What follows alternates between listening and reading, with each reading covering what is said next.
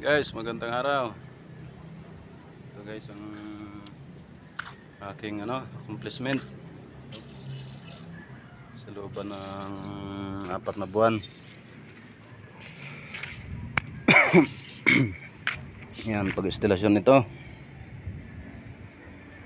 Yan, pagkakabit niyan, pag bago ng posisyon niyan, ng mga paa. Yan, pag-flooring nito, waterproofing.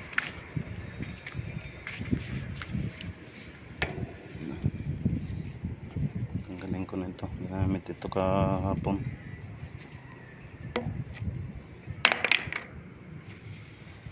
Guys, pag-instalasyon niya ng automatic. Yan. Yan. Nandaan ko dito yung wire. Yan, hirap yan ipasok ko. Naka-elbow. Pero naipasok ko rin. Yan.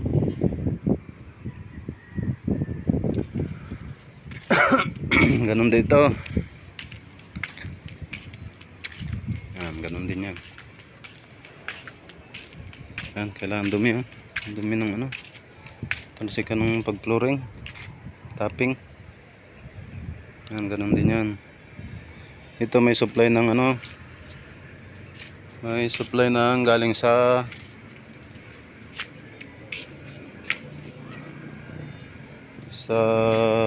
Manilad. Ito galing ito doon, galing sa Manilad yan, punta dito. Yan, ito doon sa taas. Pero ito guys, ang supply nito, yung malaki na yan, galing yan doon sa deep well. Yan, malaki na yan. Yan, papunta na doon sa mga gripo. Ganon din yan, sa deep well galing. Kung sakaling walang source sa sa deep well, meron mang gagaling na tubig sa sa Manilad. Ito yun. Ito, papunta yan dyan. Pagkatapos mapuno yan, i-distribute naman niya. Yan, papunta doon sa kabila. Ito, yan nilagyan ko ng isa, papunta yan doon sa kabila. Ito, papunta doon sa second floor, third floor hanggang fourth floor. Yan. Tapos ito, may mag-share ito doon sa kabilang tangke.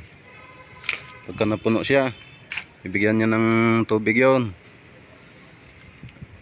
Kung halimbawa wala naman supply ito na tubig, pwede niyang bigyan din galing doon, ang gagaling doon na deep well water.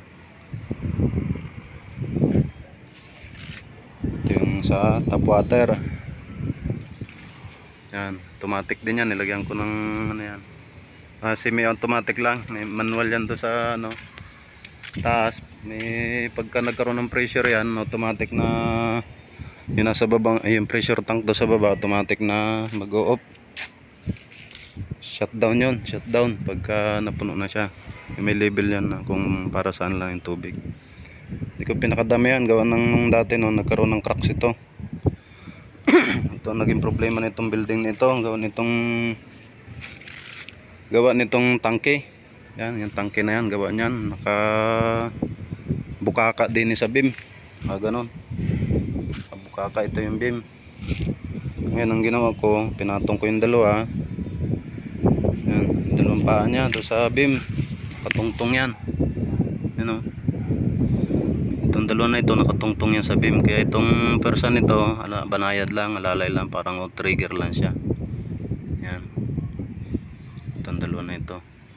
Pero nung dati, yung dalawang paa nandito nakaposisyon, nakakaang doon sa beam. Yan tendency guys, bumitak itong lugar na ito. Bumitak yan, ang laki ng bitak niyan. Remedyoan ko lang yan. Pati yun, ganun din yun. Tapos dyan, sa mga malapit doon sa pader na yun, pag ganun, bumitak. Yan, kaya binago ko ng posisyon. Yan, kaya naging ganyan na. Lang guys, sana kapag bahagi ako sa inyo ng konting idea. Ito rin, plinoringan namin yun. Naka ano na rin yan, waterproofing. Yan, kabila na yun. Yan, pati ito. Nirap ko lang ito. Ito medyo finish yan. Smooth. Ito rap lang, nakarap, wrapping lang yan. Yan guys, sana may mga natutunan kayo doon sa aking mga video na in-upload ng mga nakaraan. Pag pintura, pag waterproofing, building, gaya nito guys, oh. Yan, mga building simple lang. Yan. Ito yung naging daan para mabuhat namin yung mga simento, hollow block. Simento, mga buhangin. Buhangin, yung mga tawag dito, yung mga tinigpal naming mga toppings dati. Yan, yung mga buhangin na yan, doon din dumaan sa mga ginawa kong ano, yun, nakatumba na yun, doon din dumaan. Tingnan natin. Ito guys, yung nasimbol ko na, no. Lagyan ko ng moton yan dyan. Yan, pinaka-trigger nya, yun, no, balancer. Ngayon, nandito na. Katambay na. Ito, karoon din ng mga cracks yan guys. Ito, dapat ito wala dyan sa gitna na yan, eh. Sa mga gilid lang. Nilagay dyan sa gitna, oh. Persado naman yung ano nyan. Buti walang crack. Nilagyan ko ng mga steel matting yan para dumagdag ang tibay niya, dahil lumubyak na yan. Lumubyak na, ang tubig na andyan lang sa gitna. Dapat dito nilagay yung mga ano na yun, buhangin na yun, sa bandang gitna, dapat sa gilid.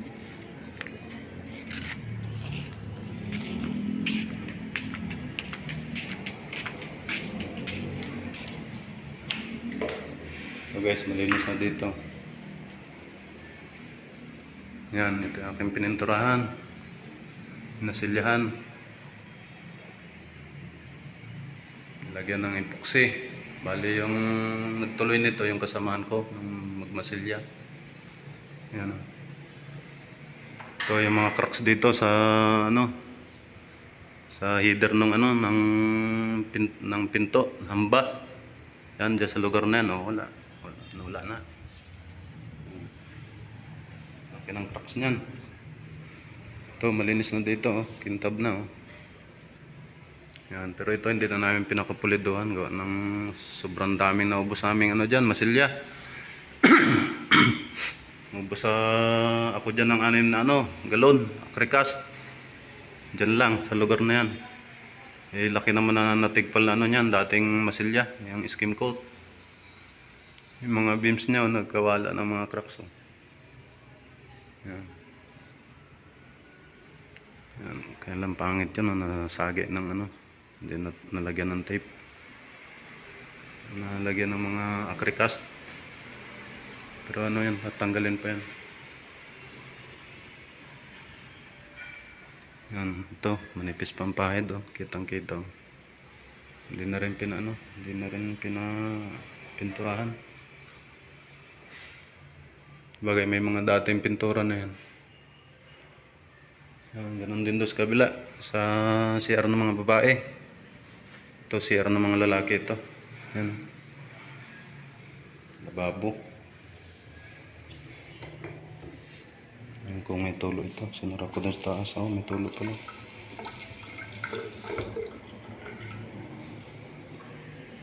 Guys, bali may 4 na buwan ako dito sa site na ito. Sa lugar na ito. Marami akong ginawa. Yan nga. Kagaya mga pintura na yan. Ang kwarto yan. Tapos yung taas, waterproofing, tsaka meron mga toppings, naghakot, layout ng PPR, linya ng mga wirings sa automatic, mga sa breaker, sa contactor. Yan. Guys, ito na yan, oh. Ano, Nipis lang. Nipis ng pagkapait.